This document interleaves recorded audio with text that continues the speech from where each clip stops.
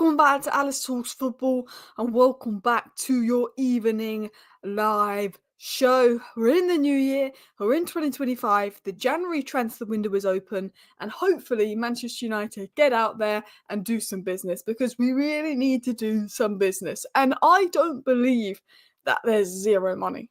Even without sales, I still think there'd be enough money for a loan here and there if need be. But it is about bringing the right options in, not doing a Gallo, not doing a Weghorst.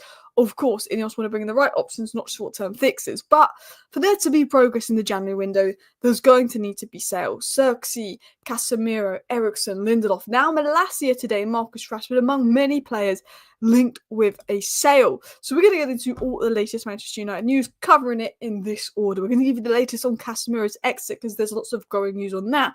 Kerkez, Mendes, the left wing-back situation, because left wing-back, I don't know how many times I need to say this, that is the position that we will address in January if funds are available and if the right player becomes available.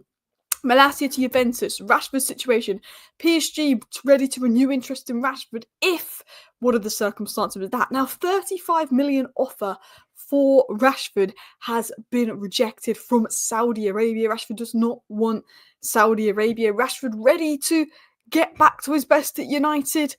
Or is that maybe a negotiation tactic from United to push money out of people interested in Rashford? We're going to talk about the Rashford situation. We're going to talk about players discovering the leaker inside Manchester United report. And then quickly, Luke Shaw. Luke Shaw's made TikToks with Molly May, and I think he said, your mum's on benefits or something. Was I expecting to see that in 2025? No. Was that on my 2025 bingo card? No.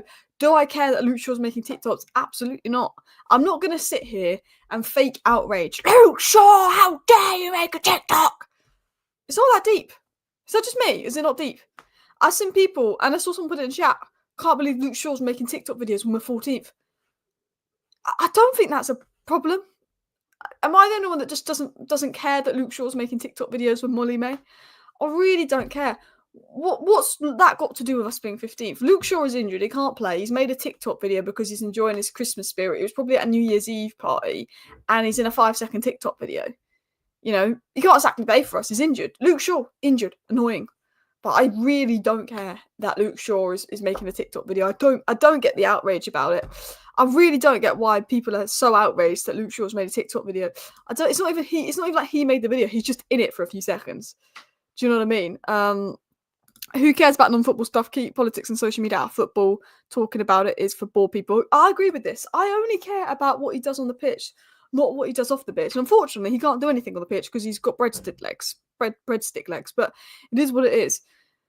If we sold Zirkzee for most likely losses so soon, does it help with FFP or available funds? And that's a point by Alex. There is talk of a Zirkzee sale getting the funds back, but would that look good for FFP? Probably not. I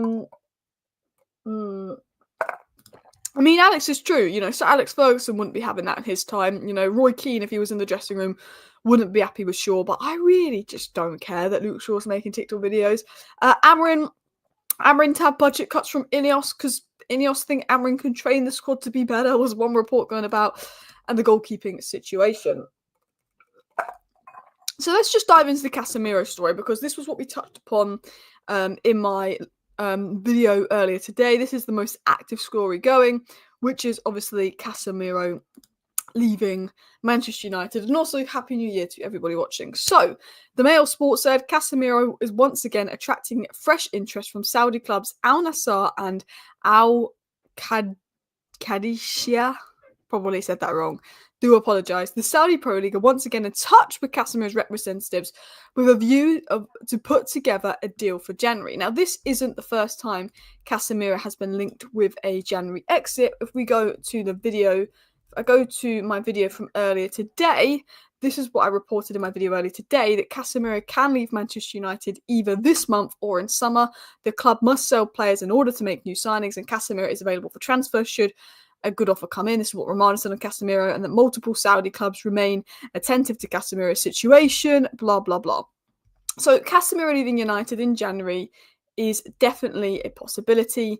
There is reports and rumours coming about that Casemiro himself is actually interested in leaving Manchester United. Now, what's different about this compared to the summer, because I know Casemiro is linked to United compared to the summer, is that Casemiro was still playing most games under Ten Hag. So even though the Ineos were willing to offload him in the summer, Casemiro was a bit like, well, I want to stay because I'm still going to play games. The fact that Casemiro just isn't playing under Amarin is clearly not in his plans. Apparently, Casemiro's a lot more open to leaving Manchester United, is sort of what's been said. This is all the news that come out of Casemiro. Graham Bailey says that United are willing to take a 30 million loss on Casemiro. Ben Jacobs says there's multiple Saudi Arabian clubs interested in Casemiro. Fabrizio Romano said that Casemiro could leave United in the January window and United would agree to his exit. Pardon me, a bit burpy. It was also said by UOL, by a good South American journalist, that Casemiro is open to the move to Saudi Arabia and Al Nassr are keen on him. And the Saudi investment fund apparently determined to sign Casemiro, who's open to the move. So, if you want my honest opinion, I think the most likely exit from what we're hearing is Casemiro. I don't think Rashford's going anywhere. I'm going to be honest. I don't think Rashford's going anywhere. I think he's going to have to stay and find his way back into the team. I think because he doesn't want to go to Saudi, and with the wages our players are on, unless they're willing to go to Saudi, it's going to be hard to offload them.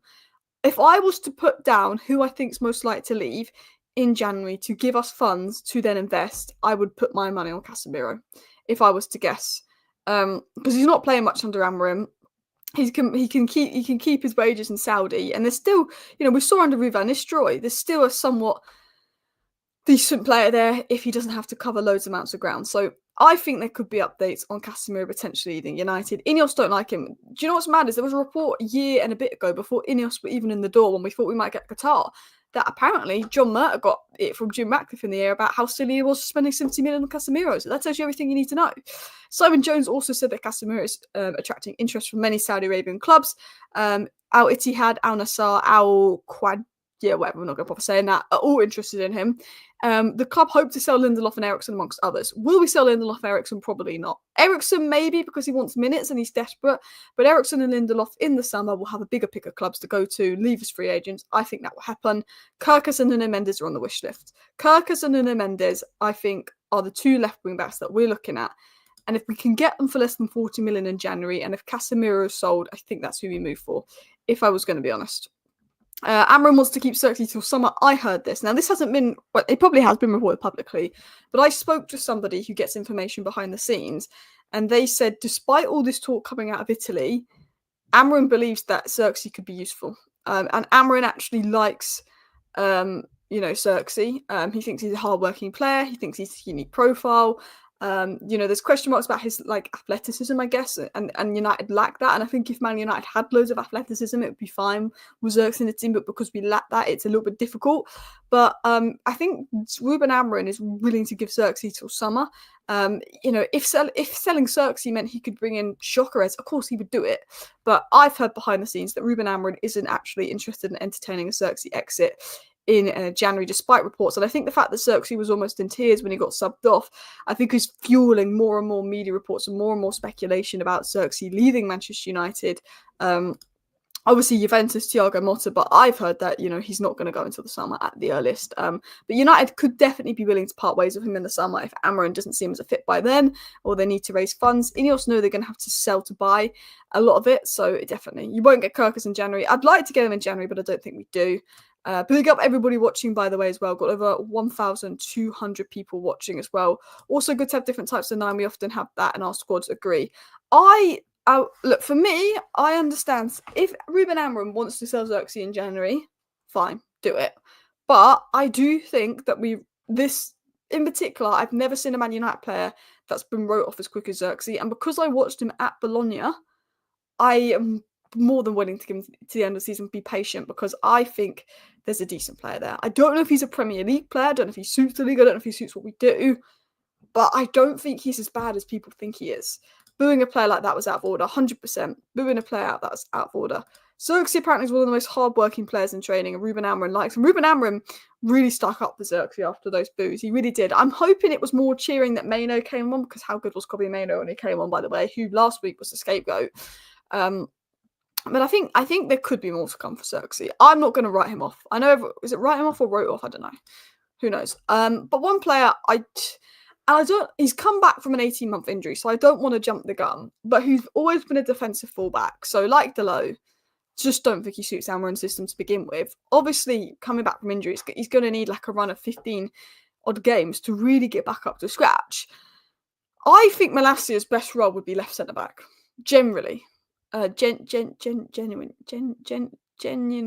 I'm trying to say not generally, genuinely. I can't say the word. I think a loan would be good for Malacia.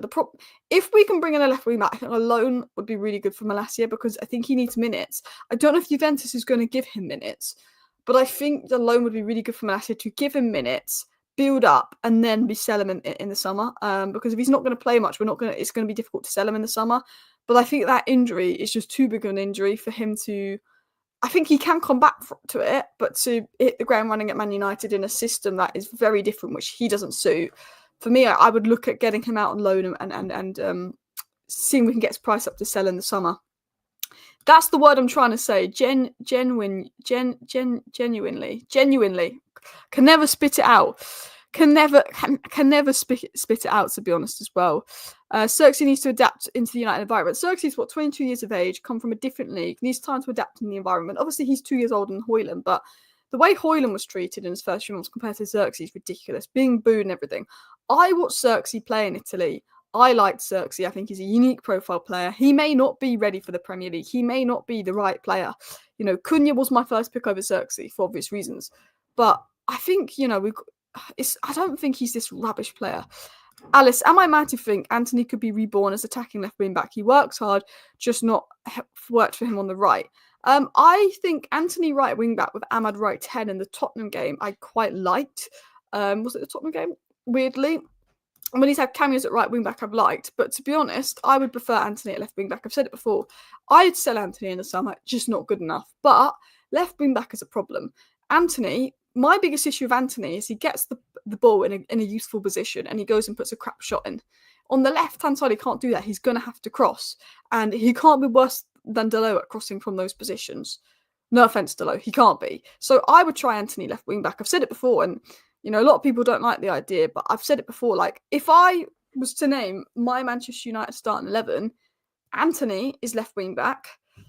I generally think about, honestly, at this point in time, because Leach has been bad, chucking Yoro at left centre back, De Ligt at central centre back, Mazraoui right centre back.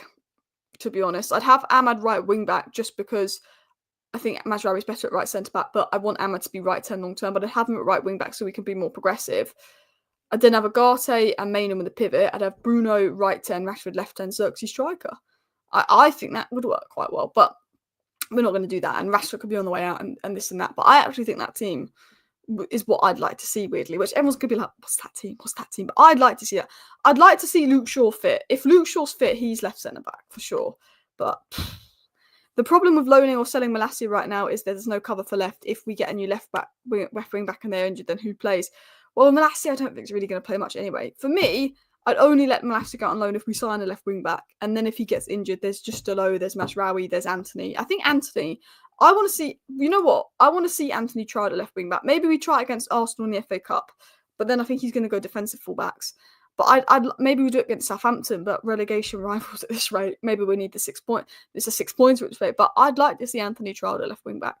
I would. Alice, Malacia out of Arian. I would do that. Now I like Alvaro Fernandez, and I think £16 million, that's a very good option there. But I think Nuno Mendes is a better fit. I think Alphonso Davies not going to get him a better fit. Kerkez a better fit. And I think Dorgu, if you could get him for the right price, could be the perfect guy for Amorim's system. But it's a lot of money for a 19-year-old when we could dip into the academy. Initial stability and success is what gets you more time. Amorim taking quite the risk. I agree as well. Antony at left wing back could just be the fit. He works hard. It's crazy to think he's never played there. Yeah, I think left wing back. Maybe Antony left wing back. You put Mazraoui right wing back because then you have one attacking wing back, one more defensive one. But yeah, would you play Zirkzee 10 or 9? I like Zirkzee at 9 when he has Rashford running off him. But if Rashford's not going to be here, then it's a difficult one. Maybe 10.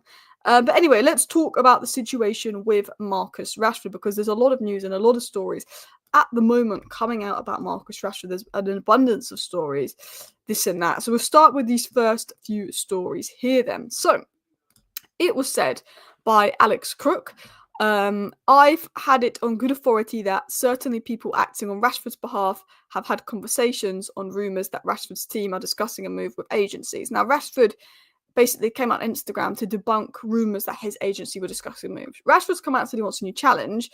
Then that's fueled the media to then basically make up reports about Rashford and get clicks. Rashford wants a new challenge. I think Rashford said he wants a new challenge because I think he's realised that he's like him and Man United, the relationship's split apart. Let's be honest. And him saying that, could that attract some interest from him in January? Could a move be there? Now, I think Marcus Rashford isn't someone that would force his way out of Manchester United. I genuinely believe that he likes the club. And I don't think he's been actively bringing in his agents and looking for a move, but I think he's just willing to take that jump, and he wants other clubs to know that. And what Rashford was debunking was stories that his agency had come down to Carrington to get him a move. He's saying, he's said he wants a new challenge, which then contradicts himself a little bit by then coming out on social media and saying, I'm not doing this, I'm not doing that. Look, Rashford wants a new challenge, but because Rashford said he wants a new challenge, there's about 500 reports on social media that just make up stuff that Rashford's forcing a move. He's not. Rashford's not forcing a move. He wants a new challenge. He said that. But he's not forcing a move. He's not doing any of that. I think the media just know it gets clicks. Now, what has been said on Rashford in regards to Arsenal, Bayern Munich, PSG, and potential interest? It was said that Arsenal would only move for Rashford under specific conditions this year. For one, Raheem Sterling would have to return to Chelsea to create room in the squad, which is not going to happen. Most importantly, Arsenal are not willing to pay more than 30 million, 25 million for Rashford, as he would on current form be nothing more than a squad player. He would have to accept his role and prepare to fight for his place. Arsenal squad, which makes it doubtful. Man United want 50 million for Rashford, not going to happen. So let's talk about PSG. Let's talk about their stance on Marcus Rashford as well. Alice, what do you think about Marcus Rashford saying he wants a new challenge, but then getting annoyed that people are writing that he wants to leave? I think I feel for Rashford in the sense of the media goes in on him to another level. And like Marcus Rashford says he wants to leave, and there's 30 reports coming out the next day, and you just know like 25 of them are just pure BS that will fuel on the attention that Rashford wants to leave United, and they'll make things up. And I can understand why Rashford is upset that loads of shit's been made up about him. But when you come out publicly and say you want a new challenge, and you know that the media always write about you because it gets clicks, you should have probably anticipated that was going to happen. He probably shouldn't have come out and said he wanted a new challenge, because if you don't want the media writing about you wanting to leave, well, you've just fueled that. He wants a new challenge. He's open to leaving. I don't think he's going to force his way out of the club or anything like that. But I get why he's annoyed at the media, because they're just constantly writing fake reports at him. But I don't think coming out and saying you want a new challenge, you've kind of fueled that media reports. I feel like he needs people around him to advise him, just don't say that. Because if you say that, this is going to happen, that's going to happen, it's going to media storm. And I think, for me, Rashford probably has the wrong people advising him when it comes to PR. I think he comes out at the wrong moments to address things. I think that's something that I think that, the people around him need to time those kind of things better. So what's happening with Rashford and PSG? So Ben Jacobs went on the MUFC MPB YouTube channel and he said loads of things. Go check out that for all the context. But this is specifically what was said on Rashford. PSG are only willing to return to the table for Marcus Rashford if the player says he definitely wants to join and the price and wages are right. Manchester United's starting position on Rashford on day 1 or 2 of the January window is, if you want Rashford, make an offer, minimum 40 million.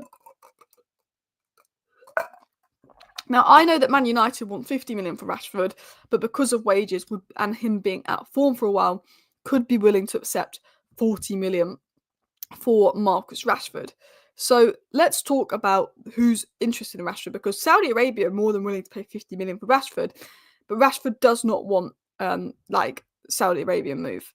The fact that Rashford didn't talk about his intentions to leave with the club before having an interview is not professional. I think that's what stormed the media and surge, and I think that's the main reason Amorim dropped him, because Rashford was on the bench, Garnacho and Antony came on ahead of him. I think Rashford's got to work hard to get back in the United squad, because I think Amorim's not happy with that interview, generally.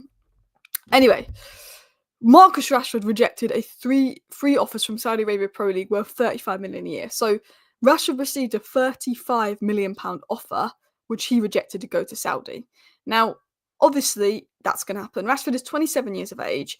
As Ian Wright said, Rashford has still got a long way to go in his career. He can still be good. He's not washed. He's not finished, but he is out of form, and he just doesn't look.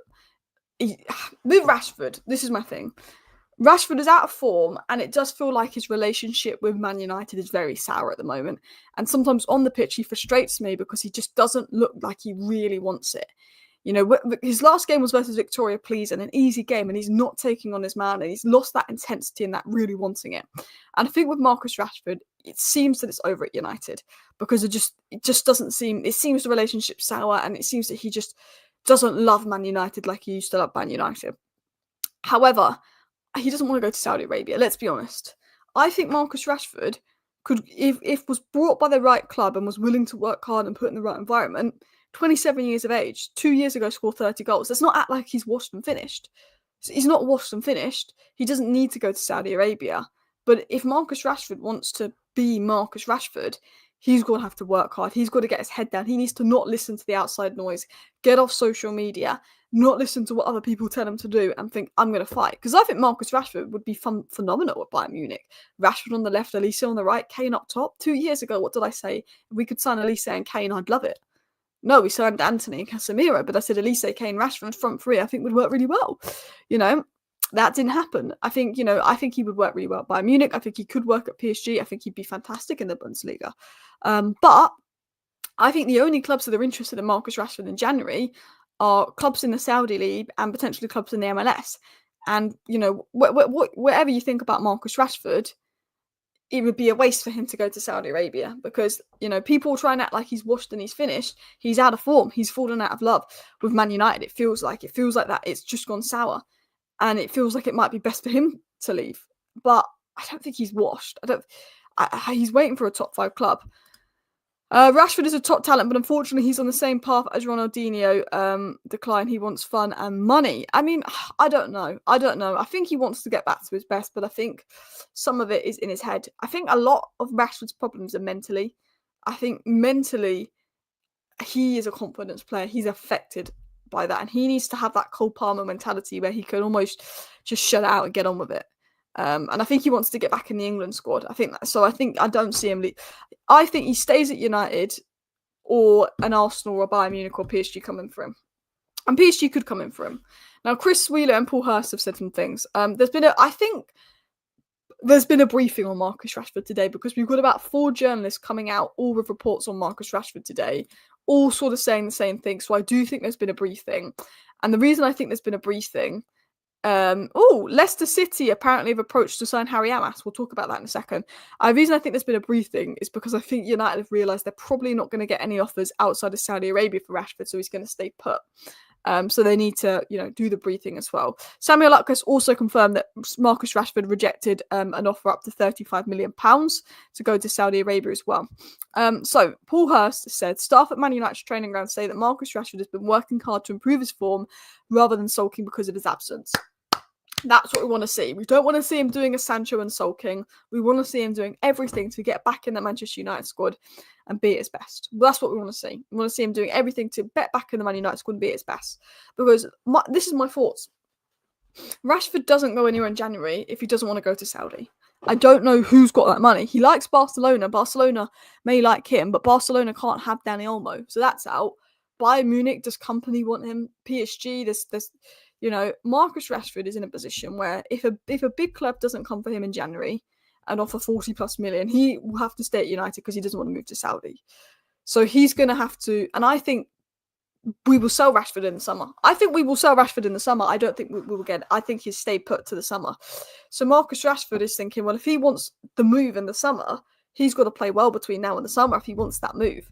And maybe Marcus Rashford being in January and the suitors of Saudi Arabia, maybe he's really motivated to get back to his best. He gets into a bit of form. Then maybe Amrin says, let's move him on in the summer. He's played himself back into a bit of form. Maybe there's a bit of money that we can get for him.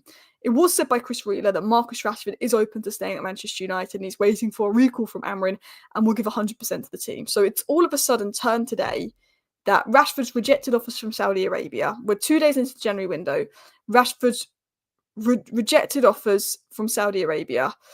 and is now willing to work hard and stay at United. And I see that as Rashford's realised, unless he's going to Saudi Arabia, he's at United until the end of the season. He's got to work hard, he's got to play his best, because if he wants to move in the summer, he's got to play himself back into form. That's how I read the Rashford situation, if I'm going to be honest. Flick does play more direct than typical Barcelona style, but they have no funds. I think if Barcelona had the funds, they would look at Rashford for sure, but they don't. Dani Olmo's gone. I think Bayern Munich, he would suit them, but I don't think Company wants him. Arsenal, I don't think they want him just yet. I think they're looking elsewhere because of Sterling. I think for me, I just think Rashford's here till the summer. I just don't see him going in January because I don't know where the funds are going to come from in January. The funds are tight, FFP as well. But apparently Marcus Rashford is willing to give everything to stay at Manchester United. Well, not stay at Manchester United, but to get back in Amarin's side. But staff have been impressed with Rashford's attitude as well. Chris Wheeler actually said that Man United will listen to offers for Rashford this month as they try and comply with PSR, and would also consider a loan move for Rashford because if the team covers his wages, any move would suit the player before any move would have to suit the player before his brothers and sole representatives, Dwayne Maynard and Dane Rashford, would enter into negotiations. So again, Marcus Rashford's only interested in moving if it's a top 5 club that he's interested in leaving to, and that Rashford is now working really hard to get back in United squad, is willing to give 100%, is waiting for the recall from Ruben Amorim. And Rashford would only leave United to go to a competitive club in a league outside of England. He's not interested in Arsenal, despite rumours is also talk going about. Alice, what are your thoughts on Dean Huijsen at Bournemouth? I don't necessarily mean for United, just in general. I think he's been really good, but I've not seen much of him, so not 100% sure. When Bournemouth signed him, I actually said that's a really good signing for Bournemouth from what I'd obviously seen of him. And I've spoke about him before in terms of the talent that he is, before I'd even watched him at Bournemouth, that it was a good signing for them. And obviously seeing, his recent games, he's been very good for Bournemouth. Very good player. He reminds me like Yoro. He's just got the physical attributes. He's technically quite good. I think it's an unbelievable signing. I think Bournemouth will be getting 70 million bids for him in a few years if he keeps it up. But again, it's early days. There's going to be inconsistencies. Marcus Rashford is waiting for a recall from Amorim and will give 100% to the team. He's rejected 3 offers from Saudi Arabia. Exactly. So I don't think Rashford's going anywhere. I really don't think Rashford's going anywhere, if I was to be honest. But let's continue on into some more news, some more stories, because Manchester United players, I think they've discovered the leaker. The recent team leaks at Manchester United certainly caught the imagination of players who had their own ideas about who the mole was. While head coach Ruben Amorim tried to play down the situation that had been brewing behind the scenes at Old Trafford, his players had turned into super sleuths in an effort to identify the culprit. Mail Sport has been contacted by a number of representatives of players following conversations with their clients, claiming to know who is to blame. So the Mail are coming out, and to be fair, the Mail like to stir the pot for clicks, so we have to always take these kind of reports with a pinch of salt. But the Mail are essentially coming out and actually saying that those players inside Manchester United know who the leaker is. They've done investigation and they've told representatives this is the leaker, that is the leaker, to maybe make it known to the media. Now, I think, to be honest, the leaker is probably a member of staff, not a player, if I'm going to be honest. It would be interesting to see what comes out. But apparently, the players have figured out who the leakers is, and the Man United know who the leaker is. And that's been said for a while. United are quite aware of who's doing the leaks. And I think they'll probably put a stop to it as well. Hey, Alice, just wanted to ask, what's your opinion on Garnacho leaving this window? Because there have been rumours. I like Garnacho. Okay, I do. I think, he's not been great lately, but I think he's very young, he's very raw, and it's very difficult to judge a young player that is thrown into a toxic environment. There's definitely a player in Garnacho, there's definitely potential there. But if you want me to be completely honest, I worry.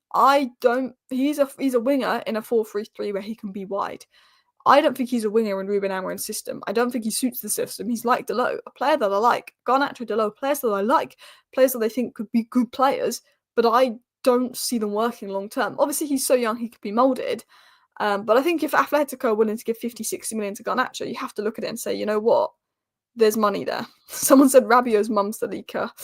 I don't really believe it. All these years, never really seems like we ever truly find out who the leaker is. I mean, we don't, but the club claim and the players claim they know who the leaker is. I know the leak of the roof. I mean, who knows as well. Alice, who are we bringing in seriously, especially left wing back? Kerkez is who we want, but I don't see that happening until summer. Mendes is one. I think Mendes is who we'll push for but it really depends if the player wants United. Now, there are reports coming out that Nuno Mendes himself wants United, but who knows? And obviously, apparently, budgets will be tight. James Ducker said the United hierarchy are hoping that time on the training field will let Amorim maximise untapped potential because he's not had much time training with the squad, which hasn't helped him coming in. And that Amorim will have to offload players this month if he wants reinforcements with the club close to PSR. I think if we can sell Casemiro, which is generally a possibility, I think we may then push for Nuno Mendes. If I was to guess, but again, it's all guesses as well. Big up everybody supporting the channel. We're on 103,000 subscribers, 494. So we're only 6 subscribers away from 103.5k. So big up everybody watching and showing love to the channel. I think we'll make additions in January. People are saying, Alice, we're not going to do anything in January. I think Ineos are very hush-hush. Ineos are very quiet. And I actually think when you look at the news reports coming out in the media, we're just linked to, Gyökeres, which we're not going to get Gyökeres in January. It's guesswork. Oh, we need a striker. We played under Ruben Amorim because the media know nothing. Ineos aren't feeding the clickbait journalists that much news or information, so they make their own stories up, and a lot of it is guesswork. I think Ineos have an idea of what they want to do in January. I think they have a plan. I think they keep it very hush-hush from the media, and I would be very shocked if we were here February 1st and we did not sign a left wing back. I'd be very shocked. I'd be very, very shocked. I think Ineos are working on something. I do believe that. Even without sales, I think Ineos must be thinking of something. I think a sale like Casemiro could be worked on, and I think it will be difficult without sales. But I just think, you can't ignore it in January. You just can't ignore the fact that we desperately need left wing back in January. Untapped potential, Ineos are deluded, someone said. I think that with Amorim having time to train the squad and spend time with them so they can actually learn his system, there could be improvements. But yeah, it's not about getting the untapped potential out of these players. It's about getting players in that suit Amorim's system, because we've played a back four for so long.